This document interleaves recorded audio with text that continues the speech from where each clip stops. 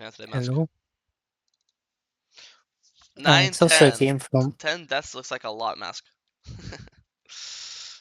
yeah. We'll see. It's also a game from last week. So here I was quite ahead, I think, but the top laner was even more ahead. Okay, I mean, yeah, So it's Kale, it is kind of hard for you to play into Kale. I think you're taking that, like, yeah. I mean, this guy walks in and dies afterwards like an idiot. Nice. Okay.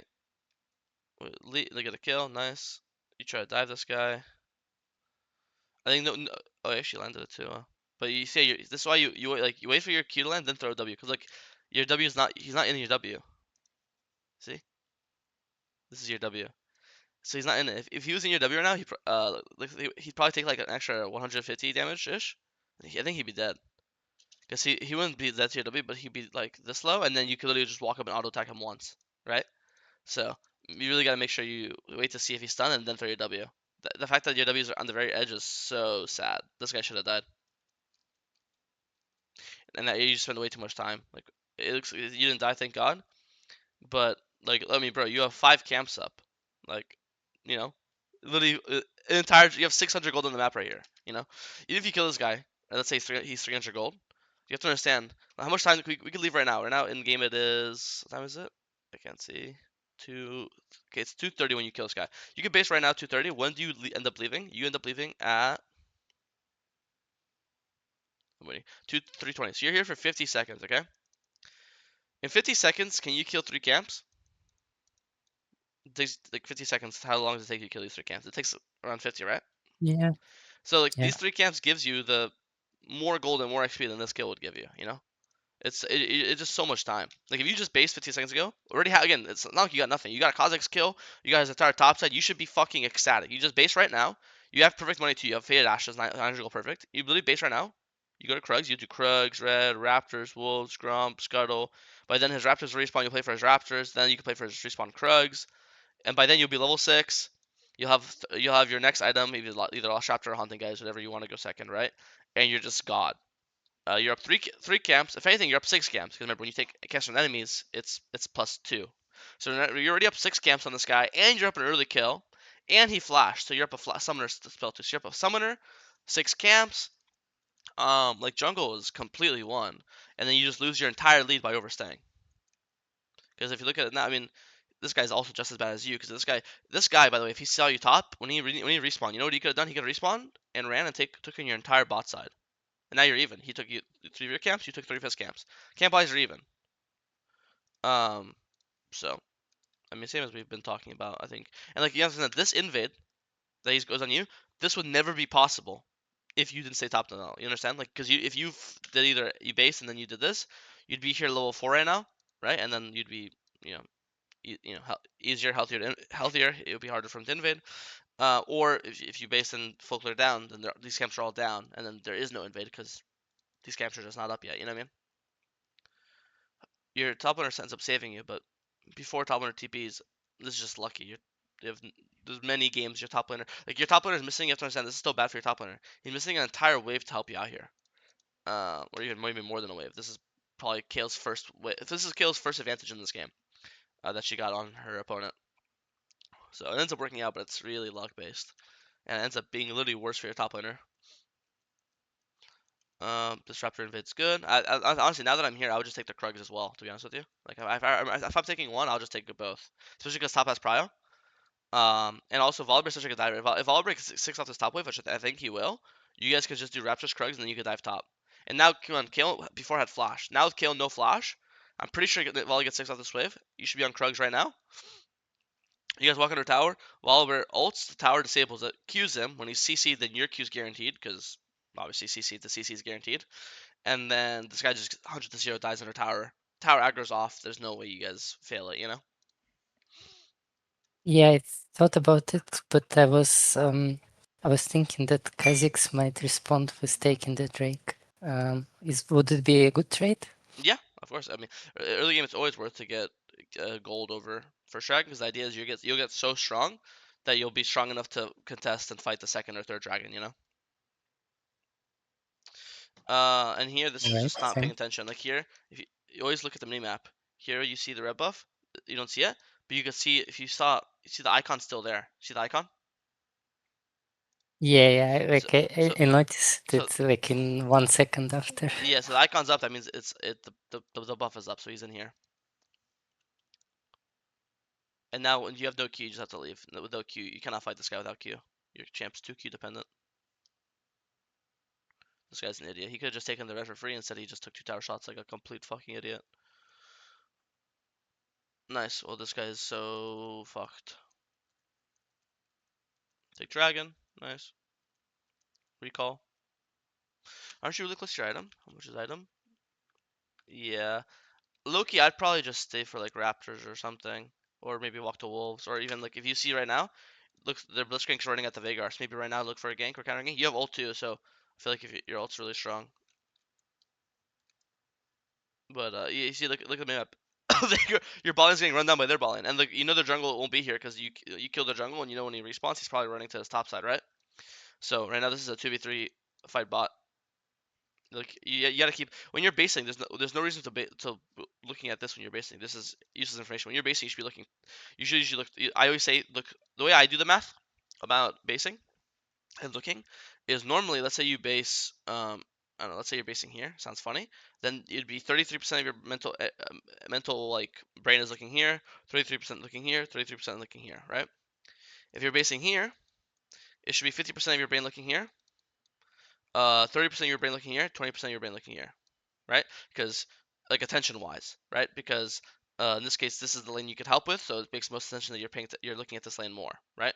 And the same thing if you're basing here, it's gonna be like 50% here, 30, 20, and then if you're basing like here, it's the same thing. This is 50, this is 30, this is 20. Does that make sense? Like the closer you are to a lane while basing, the more attention you're gonna be staring at that lane. So in this case, since you're in this case, you're mid laner based and you're top laner based, so there's nothing even 20 or 30% to look here because they're both there's no gank or fight. They're both in base. So literally 100% of my attention is looking here, just on the mini map, right?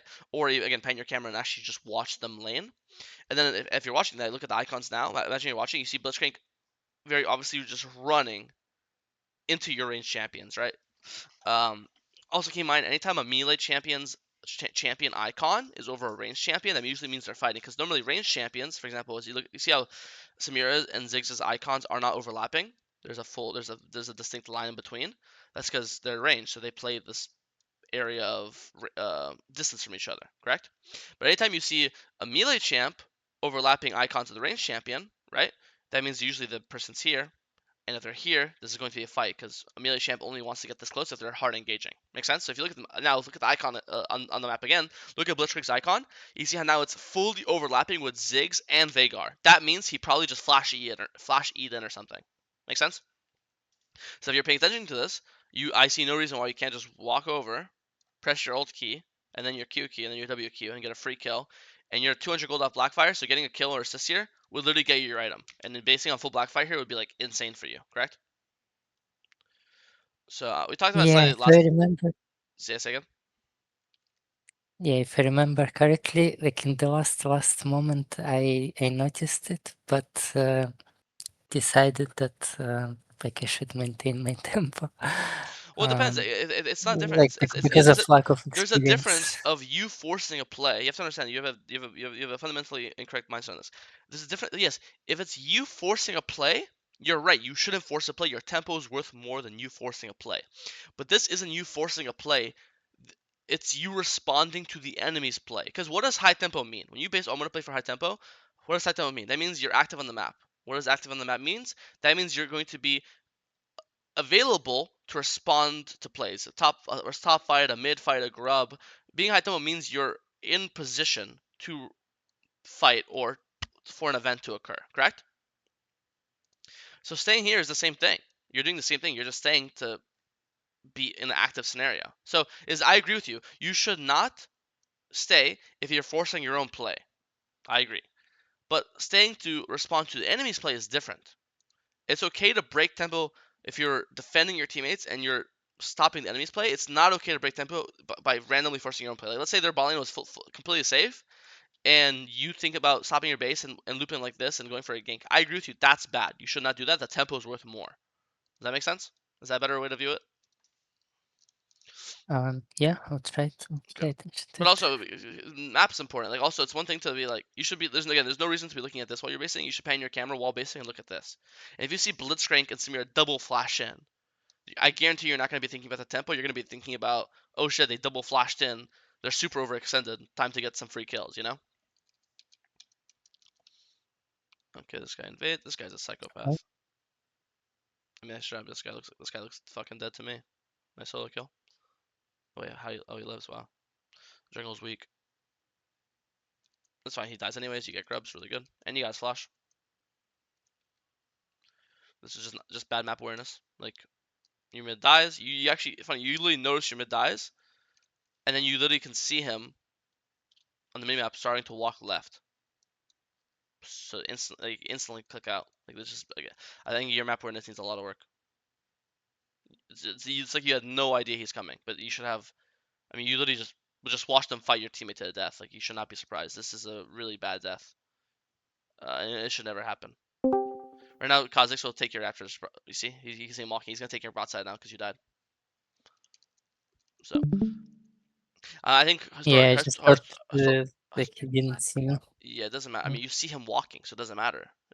Like, if he yeah, sees he's walking left, that means he must have seen you. Like, what is that? Why else is he walking left? I think traditionally, me and you are always talking about Morgana mechanics, and we're talking about macro, and we're talking about when to fight and when not to fight. I think the biggest, I think you've gotten better at that. You still need some work, but I think you've gotten better at that. I think the new goal I'm setting for you um, is map awareness. You need to look at the map. I remember I noticed it slightly in the last VOD, but nothing crazy. But now it's becoming really apparent where you need to look at this map way more, way more. Um, Again, and then same with, I mean, W is nothing new, but I don't know why you're Wing first. You should be ulting this guy. You're ulting for the Raptor, bro. Before you press W, you can same thing. If he's running into the jungle, and you can't say he doesn't know. I don't know. He doesn't know I'm here because you're hitting a ward, so you know they know you're here, and then you see him very obviously walking left. Why would you ever use your W here? You're always ulting, then Qing, and then Wing, right? You're never Wing first, and you're like, oh, I want to W the Raptor. Bro, I could not give a fuck about this Raptor camp. You're about to die. And also, you have Smite. If you want the Raptor camp, just Smite it, you know? Um, so, I mean, this W makes no sense to me. Like, and then you should never break your ult. You literally broke it because you were too distracted walking to this Raptor camp or something. Um, so no, yeah. I tried to space Nefiri, but Yeah, you just want to run into with your ult. You just want to run into people. So again, you die. Zed dies. Like, this is game losing. Like, I think you had a huge lead. You're 3-0. Then you just died twice in a 1 minute sequence. You know, you could have been ganking bot instead. You could have ganked top lane. Like, when you're dead, there's so many things you can do. Like, imagine if you're not dead right now, you could be ganking KO right now. Look how overextended she is. She's literally under your Volibear's tower, right? You gank top right now. Instead of it being 1-for-1, it would be a 1-for-0, right? Or instead, if you're faster on the map here, instead of being dead, let's say you never fought and you just did Red and Krugs instead of being where you are, you'd be like here right now, right? And boom, this looks like a good 2v3. 2v3. So when you die, it's like, it's not your fault the top or bot died. That's not the point. The point is, was it preventable? And if you didn't randomly die at Raptors or never invade them, you could have been here or you could have been top, right? And that stops the Kale from snowballing or that stops the Samir from snowballing. Like, it's simply stop. It's a way to progress the game. And now this guy gets solo killed, and I'm not saying it's your fault, but you did give this guy an extra 3 kills. So maybe if this guy wasn't 3 kills stronger, let's say he had one less pickaxe, maybe Zed wouldn't die there. Like, who knows, right? It's all. It's just a domino effect from mistakes.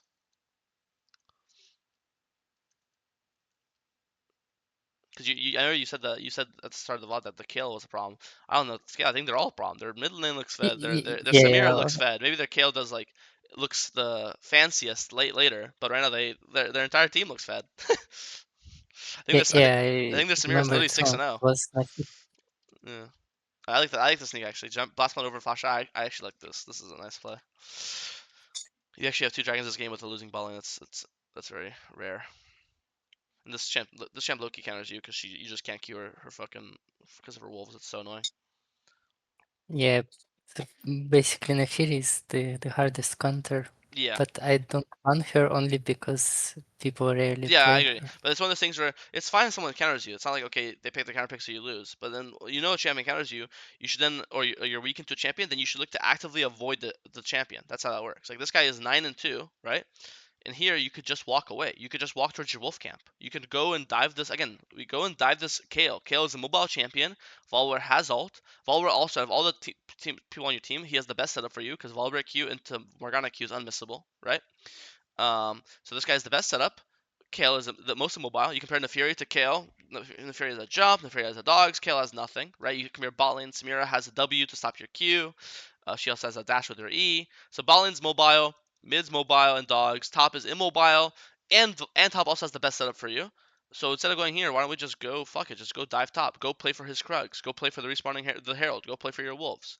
So it's one thing to say, oh, this guy counters me, but then it's one thing to say he counters me, and then I still choose to keep fighting him. You see how like stupid that sounds?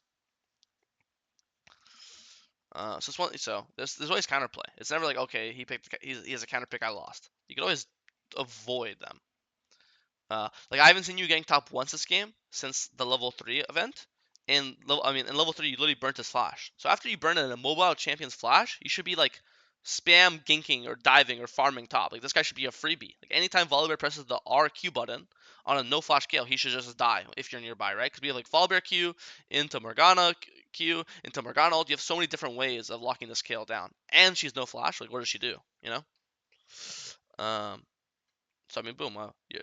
The only plays that have worked this game, by the way, have been with Volibear. If you haven't noticed, another fight with Volibear, nice, 2 for 1. You killed their top, you killed their jungler. Obviously, Nefarious comes now. She's insanely fed, so it happens. But yeah,